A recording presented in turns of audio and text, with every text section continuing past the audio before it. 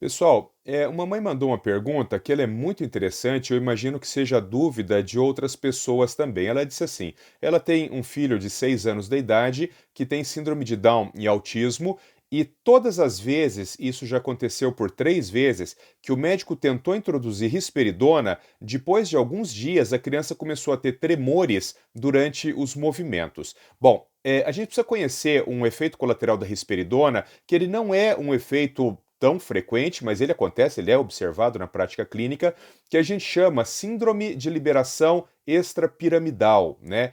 O nome ele é difícil, mas na verdade ele é muito simples, né? Então, essa síndrome de liberação extrapiramidal, ela é causada por alguns sintomas de distúrbios nas vias nervosas que são utilizadas para controle do movimento voluntário. Então, toda vez que você vai executar algum movimento, qualquer um, para pegar alguma coisa, para tomar uma xícara de água, ou mesmo para andar, existe uma via ali no teu cérebro que faz o controle desses movimentos voluntários, né? Uma boa parte dessa via nós chamamos de via extrapiramidal. Então você tem as vias piramidais, as vias extrapiramidais. O fato é que o uso de risperidona em alguns indivíduos pode desencadear uma síndrome extrapiramidal, né? Basicamente, essa síndrome ela é caracterizada por dificuldade de manter os movimentos voluntários. Então, o indivíduo pode ter dificuldade, por exemplo, para se manter de pé na posição ortostática. Às vezes a família pensa que ele está com vertigem, com tontura, com perda de equilíbrio, mas na verdade não, é uma síndrome extrapiramidal. Pode ter uma tendência à queda e uma queda multidirecional, que a gente chama. Quer dizer, ele pode cair cada hora para um lado. Parece que tropeçou e cai para frente, cai para o lado, cai para trás.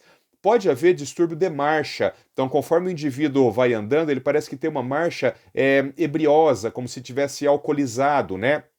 Ele pode ter dificuldade também para manter o foco, para manter a atenção, para manter a concentração. Vocês têm que lembrar que a risperidona ela é um antidopaminérgico, né? Ela é um antipsicótico antidopaminérgico, então ela age nas vias dopaminérgicas, portanto, ela pode, dependendo da dose, da sensibilidade do indivíduo, diminuir a atenção e a coordenação. Ela pode alterar também esses movimentos coordenados bilaterais. Então, quando você vai executar um movimento com uma mão e a outra mão precisa ajudar aquilo, então dentro dessa síndrome extrapiramidal, a risperidona também pode provocar dificuldade nesses movimentos alternados. E especificamente o que essa mãe falou, que são tremores acentuados ao final do movimento. Isso é uma característica da síndrome extrapiramidal. Então, às vezes o movimento ele sai adequado, mas no final do movimento, quando você está sofrendo daquela desaceleração para executar o fim do movimento, você tem um tremor no final do movimento. Síndrome extrapiramidal é relacionado a todos os antipsicóticos. Como a risperidona é o antipsicótico que a gente mais usa no Brasil,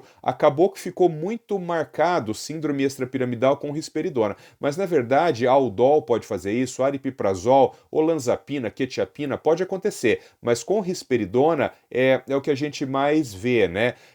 Algumas vezes, se você retira o medicamento e faz uma introdução com uma dose muito baixa e vai tateando a dose para cima, você consegue que a criança não tenha essa síndrome extrapiramidal. Mas algumas vezes a questão não é o medicamento, a questão é a genética da criança, a farmacogenética, né? Então aquela criança ela é extremamente sensível à risperidona e nesses casos, todas as vezes que você colocar a medicação, a risperidona ele vai ter uma síndrome extrapiramidal e nesse caso você vai ter que tentar trocar, primeiro tentar trocar talvez por um outro antipsicótico, mas o risco dele desenvolver síndrome extrapiramidal também é alto, né?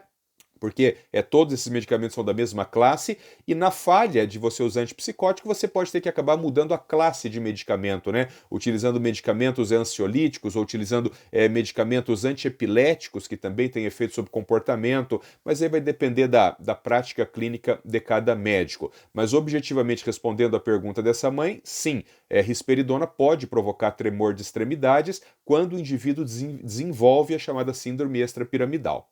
Um abraço.